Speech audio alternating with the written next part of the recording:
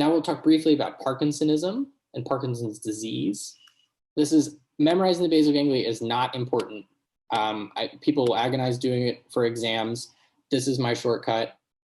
For the basal ganglia, there's that picture that's hard to memorize. I always lay it out like this. I put the thalamus stuff over here, thalamus and subthalamic nucleus, put everything else on a line that's sort of from outside in, striatum, GP, GPI.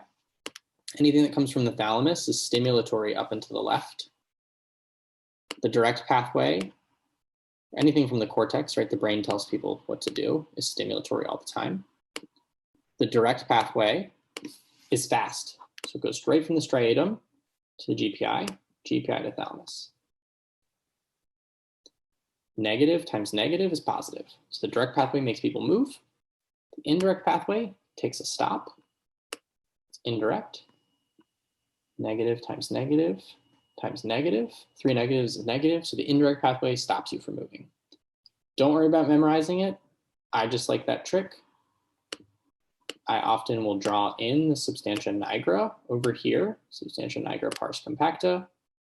All it does is send dopamine onto the striatum.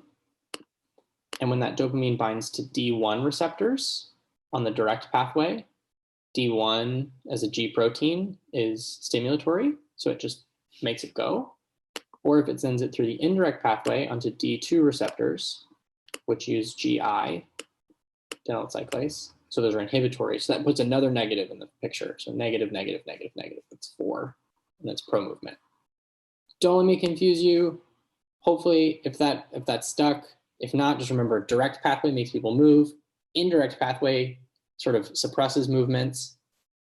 And the substantia nigra helps both of those be pro-movement.